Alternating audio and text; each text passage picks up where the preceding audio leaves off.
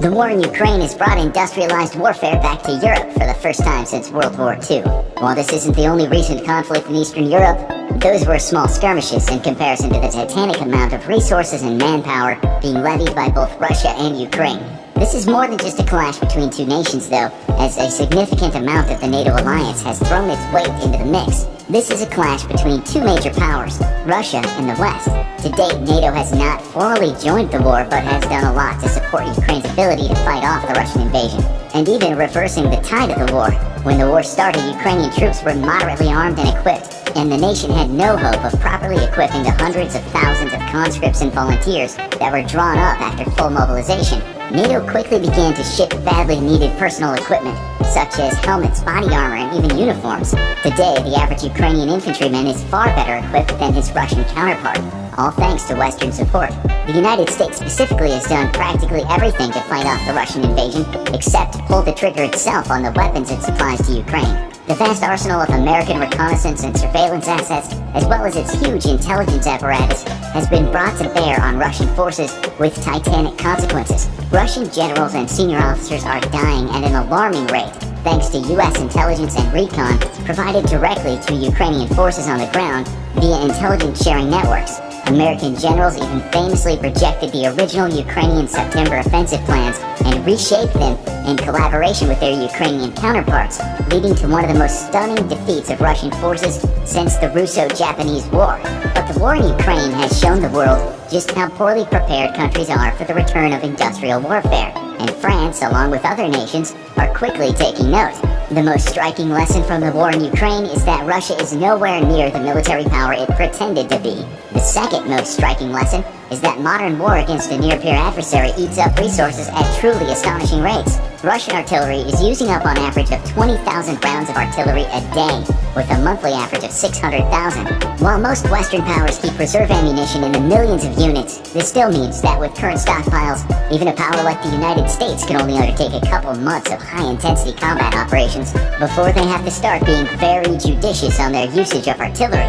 And that's exactly the opposite of how artillery is meant to be used. To date, Russia has lost over 1,000 tanks in the fighting, with that number spiking dramatically during the current counteroffensive by Ukraine. During this ongoing counteroffensive, Russia is estimated to be losing 10 tanks a day, an astonishing figure only made more astonishing by the fact that half these tanks are being abandoned. Ukraine, on the other hand, is losing 2 a day.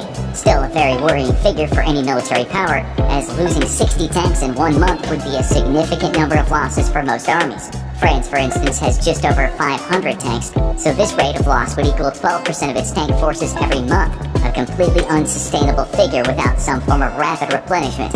If France was losing tanks at the rate Russia is losing them, they'd be losing 20% of their force every month, going from unsustainable levels to catastrophic levels. For Ukraine, it helps that most former Russian tanks are now current Ukrainian tanks, as it's estimated that half the losses inflicted on Russia are being either captured or repaired by Ukrainians and put back into service on their side. When you become your enemy's primary supplier of heavy equipment, you're not en route to win a war, but you are at least making it very sustainable for them to continue fighting. That's unlikely to be the case for nations like France if they were to return to a state of industrialized warfare, which is why nations like France, the United States, and Germany are taking long, hard looks at their plans for high-intensity conflict and making preparations for sustainment of high-technology fighting forces over the long term. Preparing for high-intensity war means fielding forces that are capable of achieving victory in a high-tech future, and that's why France is currently in the middle of a 20-year modernization program named Scorpion. The program is meant to last through 2040, bringing France's military, already one of the most capable, if not the most capable in Europe, up to the cutting edge, with modern forces fighting with modern weapons and using modern doctrine. For this initiative, France has taken a page out of the US playbook. No surprise, seeing as there is heavy collaboration between the two nations in this and most other military matters. Currently, France's focus is on upgrading its light and medium tank forces to bring them up to a modern standard of battlefield connectivity. In the 1990s, the US delivered a shocking defeat to Iraq with absurdly low losses on its behalf, thanks to a slew of modern technologies. But the most important of these technologies was the ability for the US forces to communicate and share data amongst themselves. In the modern battlefield, data is king, and the US has since then expended vast amounts of resources on what it calls Joint All-Domain Command and Control. This is a web of systems that networks US forces together so that all sensors and shooters can freely talk to each other. The best example of this doctrine came during the 2003 invasion of Iraq. On the push to Baghdad, a single platoon of US Marines, performing recon ahead of an armored advance, ran into a significant Iraqi tank force. The Marines were equipped with heavy machine guns and a few tow missiles fired from unarmored Humvees. In theory, the Americans were utter and complete toast. Unknown to the Iraqi commander who eagerly ordered his forces to attack, the Marines were in direct communication with loitering aircraft, and within moments of spotting the Iraqi force advancing on them, they placed a call for fire support. A B-52 answered the call and, using targeting data from the Marines, was able to locate the rapidly advancing Iraqi armor. The B-52 dropped 6 CBU-105 cluster bombs, a smart weapon capable of dispensing sub-munitions over hundreds of meters, with each sub-munition then being capable of identifying and targeting its own enemy vehicle. In one bombing run, the bulk of the Iraqi force was decimated, causing the rest to quickly retreat. The defeat of an entire Iraqi armored column by an infantry platoon may be one of the most lopsided victories in history. That is the power of data sharing, and it's the type of capability that France is looking to bring to all of its ground forces. Under the name of Combined Collaborative Combat, France is undertaking a series of upgrades to help its lighter tank forces be more accurate, nimble, and have greater battlespace awareness. However, there's a number of equipment upgrades also coming, or already being deployed by the French forces. One of the most significant hardware upgrades by any modern military power. The first of these is the EBRC Jaguar, a replacement for the 40-year-old AMX-10RC and ERC-90 Sagae. The Jaguar will look to take on both the recon and fire support roles for infantry forces from its predecessors, bringing logistical simplicity and increased capabilities to a modern force. But the upgrades to armor and its 40mm cannon are only the start, because this vehicle is meant to be cheap yet capable and easy to replace in high-intensity conflict. The vehicle's manufacturer is contractually obligated to keep the cost of each vehicle under 1 million euros, so the vehicle is based on a 6x6 commercial all-terrain truck chassis, which includes using commercial truck engines. In case of a protracted war, this is a vehicle that's not only capable and cheap, but also extremely easy to keep building, as it required little specialized tools or knowledge and uses widely available commercial parts. By comparison, the American Stryker costs nearly $5 million per unit. While you're getting significantly more capability for the price, it also means that replacing Strykers lost to wartime attrition is not only more costly, but more time-consuming. The vehicle does use many parts common to U.S. Army trucks, making logistics easier, but it doesn't enjoy the same commercial availability of parts or even a basic chassis as the Jaguar does.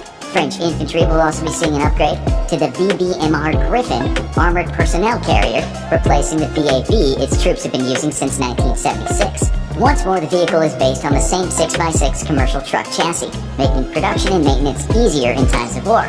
France has plans to buy nearly 2,000 of them to fully replace its fleet of VABs. Already we see two ways France may be better prepared for a protracted high-intensity war than the US. The Stryker is a truly impressive vehicle, but it relies on specialized defense contractors to build. French infantry support vehicles may be less capable, but they are far cheaper and easier to produce, given the wide availability of their commercial parts. Considering that the entire world has seen a shrinking and consolidation of their defense industry sectors since the end of the Cold War, being able to source your fighting vehicles from commercial sources is a significant advantage. Strykers may be able to perform better, but will attrit quickly, and the US will be hard-pressed to replace combat losses until years into a war, when manufacturing is finally spun up to its full potential. Meanwhile, French forces will enjoy far more rapid replenishment of forces, despite a sacrifice on capability. Scorpion is only the start, though, with the next phase of French build-up projected to start in 2030. Named Titan, this phase of France's modernization program is aimed at its heavy combat forces, things such as artillery, tanks, and helicopters. The early focus on lighter weapon systems is understandable, as France already enjoys very capable main battle tanks, attack helicopters, and artillery, but the delay is also pragmatic. France plans to begin Titan with an in-depth study of projected force needs even before a single replacement vehicle is procured. The reasoning is simple. Nobody has any idea what the future of war is going to look like. Militaries constantly make very educated guesses and carefully observe global trends, making adjustments as necessary, but with technology leading to capability leapfrogs, it's difficult to know what the future threat environment is going to look like. Add to this the very worrying trend of rapidly converting off-the-shelf commercial equipment into unconventional weapons of war, and the future combat environment may look like nothing that any power has currently predicted. Few, if any, observers could have guessed that during the opening days of the Ukraine war, commercial drones would become the conflict's defining feature. And one of the keys to Ukraine's victories over a far numerically superior foe. France and other powers expect that the future will be one fraught with anti-access, air denial systems where no battle domain will be truly uncontested. This will include traditional A2AD threats such as kinetic kill systems involving artillery, suicide drones, and mines, but also threats in the space and cyber realms. Electromagnetic weapons such as the US's EM missile, capable of shutting down electronics in a specified area, will require not just one but a network of solutions to ensure friendly forces can fight and win the day. As the A2AD threat environment continues to evolve, forces will require an onion-like layer of defenses, necessitating connectivity, situational awareness, and the ability to rapidly react to a variety of threats, often simultaneously. To this end, France's push to network its forces is a solid step forward. Lessons from Ukraine have also told French observers that infantry mobility and awareness is crucial to victory, and here too France is well on its way to meeting the challenges of tomorrow. What remains unknown is the fate of heavy combat systems. In Ukraine, we've seen Russian tanks taken out by cheap commercial drones, armed with nothing more than just grenades or mortars. And man-portable air defense systems have made the use of Russian aviation on the front lines an incredibly risky proposition. Figuring out how to defeat ever smaller, more portable, and harder to detect threats will shape the way that heavy combat vehicles are designed, used, and deployed in combat. However, one key deficiency highlighted by French analysts is that its forces lacked serious depth.